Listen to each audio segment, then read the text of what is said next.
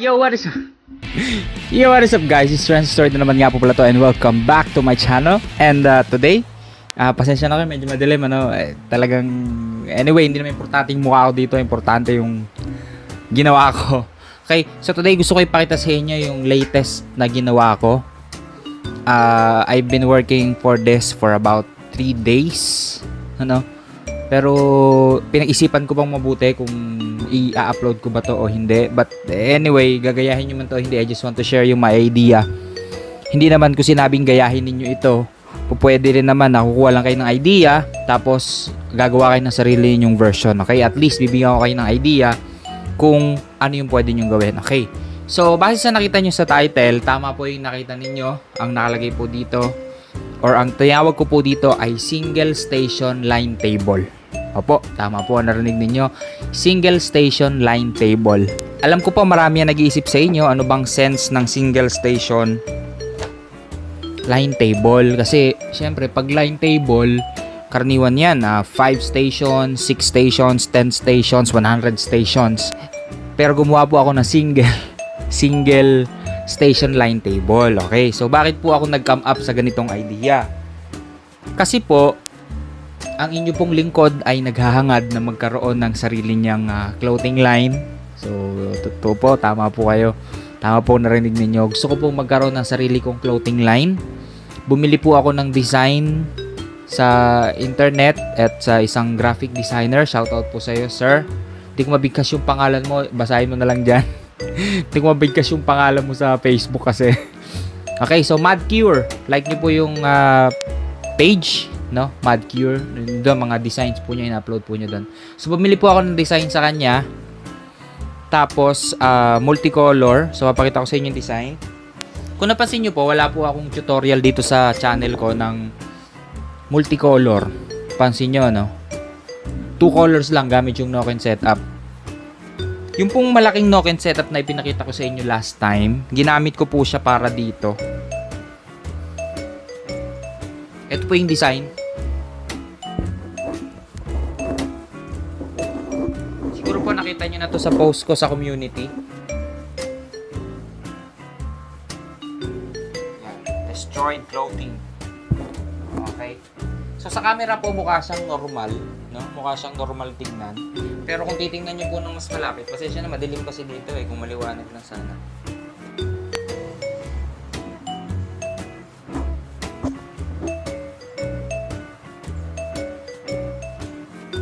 Yan, basta ganun. Kung nakita nyo mabuti, hindi siya nag-register ng maayos, no? Hindi siya nag-register ng maayos.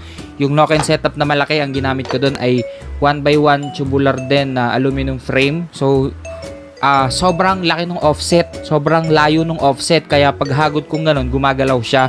Kailangan pala dun sa Noken setup, talagang mas makapal yung screen ko kaysa doon sa may mismong Noken frame. Tulad nung sa maliit, 'di ba? Sa maliit 1x2 yung screen. Kailangan naka-usli siya talaga.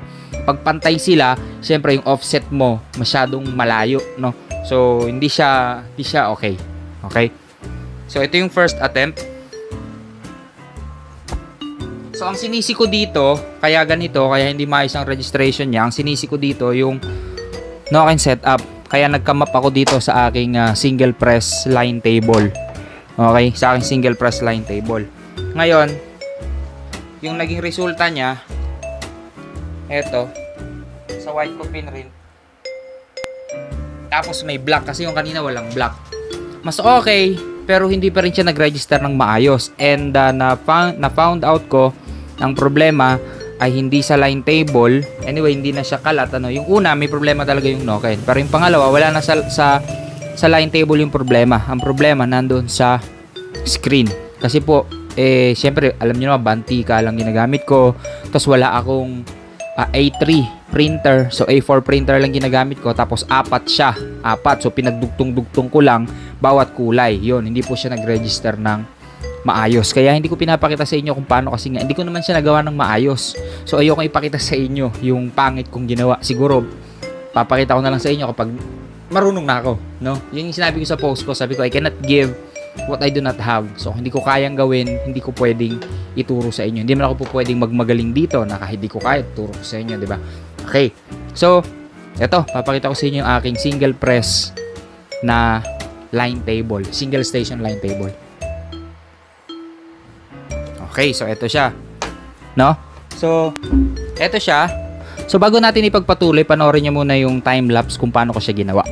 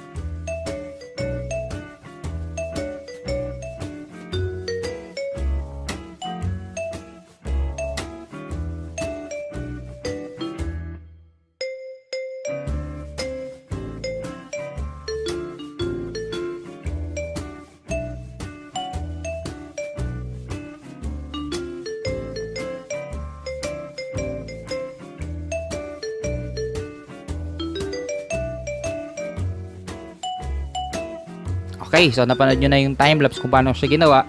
Ito yung kayarian niya. Ito siya. No?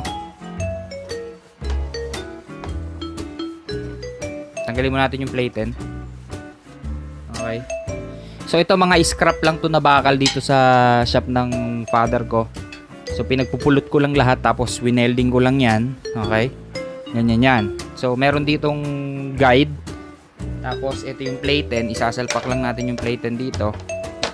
Okay, kung napansin niyo yung plate 10, sinasalpak lang natin. Merong nakausli ditong tornilyo, tsaka dito. Tapos alam niyo naman yung plate 10 ko ng pangnokin, may butas yan. Magkabilang side, so sasalpak lang natin yan.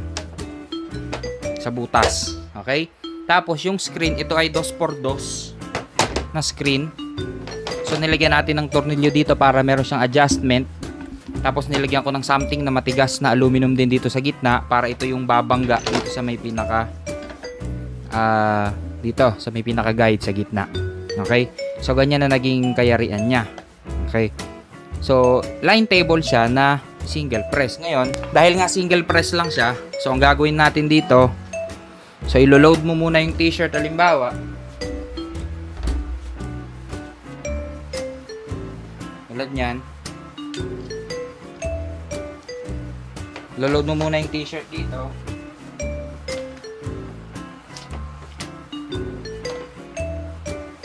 Okay, parang normal na paglo-load lang sa line table. Ganyan siya. Tapos, design, salpak mo yung screen. Okay, tapos hagod. Okay, hagod. Pagkahagod mo, tanggal. So, dryer. Papatuyuin, tapos second coating, hagod ulit, second coating yan. Okay, paano kung multicolor? So screen color number 1, hagod. Okay, baba, screen color number 2, hagod. Yan. Okay, base sa nakita nyo, iniisip nyo sobrang hassle, no? Kasi single station na line table. So para medyo ma-maximize natin ito, ginawa natin siyang multi-platen.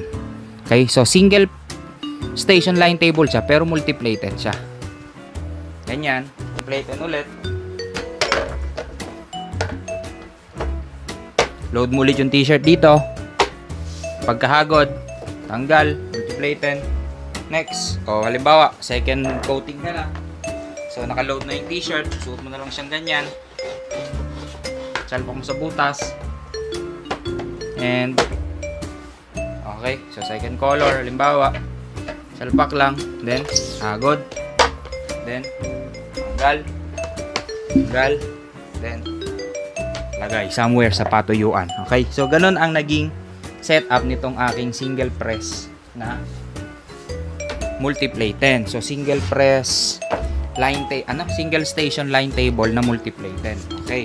So, magkakaroon na pa rin ng mas maayos na trabaho dito dahil nga single press ay dahil nga multi-platen siya. So, hindi ka pa rin magtatagal sa pagtatrabaho dahil nga marami namang platen na pwede mong ilagay. Okay. So, by the way, itong platen na to ay 1/4 plywood lang. Pwede kayong maglagay ng 1/2 hanggang 3/4. Habaan nyo lang yung tornilyo dito, tsaka dito sa kabilang side. So, pag in-extend nyo yan, pwede nyo nang salpakan yan ng 3/4 or ng 1/2. Okay? So, yung sa akin, dinesign ko lang siya para sa 1/4 na plywood. Okay.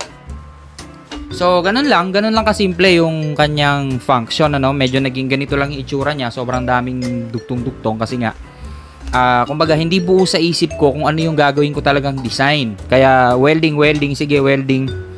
Tapos yan yung nangyari. Okay. So para ma-level up to ng konti, no? So nilagyan ko siya ng butas dito. Kita nyo ba? Dito may butas siya dito. Dalawa. Tapos dito sa kabila, dalawang butas din. Okay? So yan ay para naman dito sa ating hinge clamp. So ito pa rin yung hinge clamp natin. Gagamitin pa rin natin yan kung sakali, no? So gagamit pa rin tayo ng hinge clamp. So may plywood para may spacer. Okay. So nilagyan ko siya ng plywood para may spacer siya dito. Okay, so yung plywood na to may gap dito sa may gawing gitna. Kita nyo ba? Dito, may gap para siya yung susot dito sa may butas. Tapos isusot yung butas dito.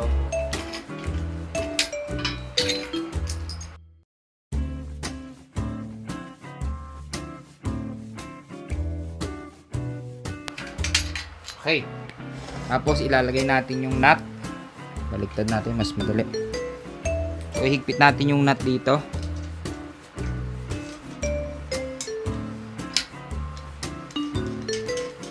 Kabilang side.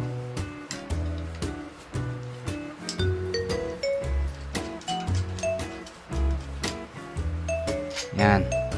Pwedeng kamay na lang pang higpit. Pwede ring higpitan nyo ng tornilyo. Ang tawag dito?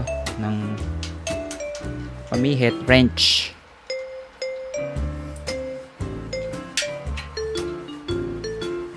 Pero since demonstration lang naman to, so pwedeng kakamayin ko na lang muna, no? Yan. Okay. So multi-platen pa rin siya. Nakabit mo pa rin yung platen. Sasalpak mo pa rin. Taas mo muna to. Salpak mo pa rin yung platen. Tapos kakabit mo yung screen. So yung screen mo yung kakabit, wala nang ganito. Wala na itong mga adjustment, mga guide na to. So dito ka sa kabila, siguro ganyan, kunyari ganyan, ano. Tapos ikakabit mo to dito. Medyo malaki kasi itong frame na to eh. 2x2 kasi ito eh. Yan, so isasalpak mo siya dyan. Sipitan mo.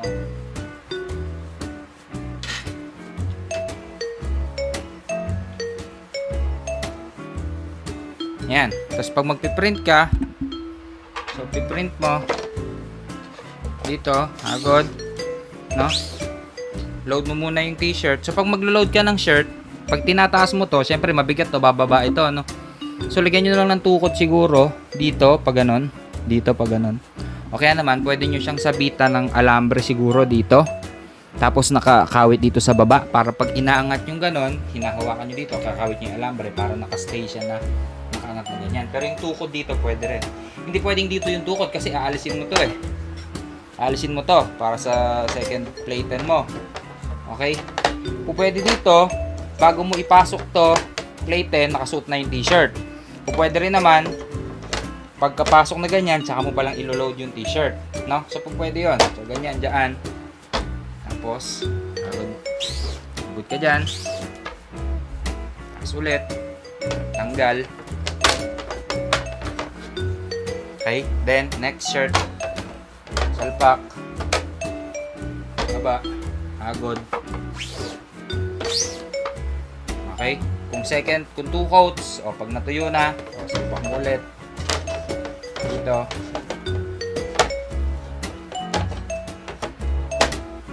Tapos, hagod ka ulit. And, yun. Okay, so, yun po mga kaibigan, ano, balik na kayo sa akin. Dito na tayo. Ay, nangyari. Nag-zoom. Yan, so, ganoon lang po, ganoon lang po ka simple itong ginawa ko na to ngayon. Actually, hindi siya masyadong simple, no? Kasi dalawa yung purpose niya. Pwede siyang line table o pwede siyang single press. Importante din po talaga yung hinge clamp. Kailangan meron kayong hinge clamp talaga para magagawa nyo yung mga single press na to. Okay? So, ito po ay idea lang para sa inyong lahat kung gagawa kayo ng sarili ninyong mga press na ganito. And, yun. At, isa pa pong bagay na gusto kong sabihin sa inyo, tulad nga po yung sinabi ko kanina, balak ko pong magkaroon ng tawag dito, clothing line, no? Balak ko pong magkaroon ng clothing line. So sana po ay suportahan nyo ako sa aking clothing line. Order po kayo pagka available na. Sa ngayon po hindi pa siya available kasi nga hindi ko pa siya ma-print ng maayos. Pero once na i-print ko siya ng maayos, magiging available na po siya. Send ko kayo ng link or magpo-post ako ng link dito kung paano kayo makaka-order ng aking clothing line. Okay po? So, sana po, suportahan nyo ako kasi pag wala pong sumusuporta dito, hindi po ito mag-workout. So, hindi ko po ipagpapatuloy. Ano po? So, sana po ay suportahan pa rin ninyo. At ganun din po, suportahan din po yun yung channel ko. Para naman na hanggang ngayon po hindi pa ako sumisweldo sa YouTube, sa totoo lang, hindi pa rin po. So, hayaan lang muna natin kung hindi tayo makasweldo. Ang importante ay nakakagawa tayo ng videos at nakakatulong tayo sa mga kapwa natin ng mga silk screen printers. Okay po. So, maraming salamat po ulit sa panonood. Sana po ay nagustuhan yung video na to. Kung nagustuhan niyo, paki-hit niyo po yung like. Pwede niyo din pong i-share itong video na to sa inyong timeline sa Facebook para naman mas marami pang makapanood at marami pa tayong mga kaibigan na matulungan. Gayon din po, mag-click na po kayo ng subscribe. Click nyo na po yung subscribe button niya kung di pa kayo nakasubscribe. At kung na-click nyo na yung subscribe, pakidama nyo na rin yung notification bell para lagi kayong updated kapag may bago akong upload. Okay po, muli maraming salamat po sa panonood. Let's go!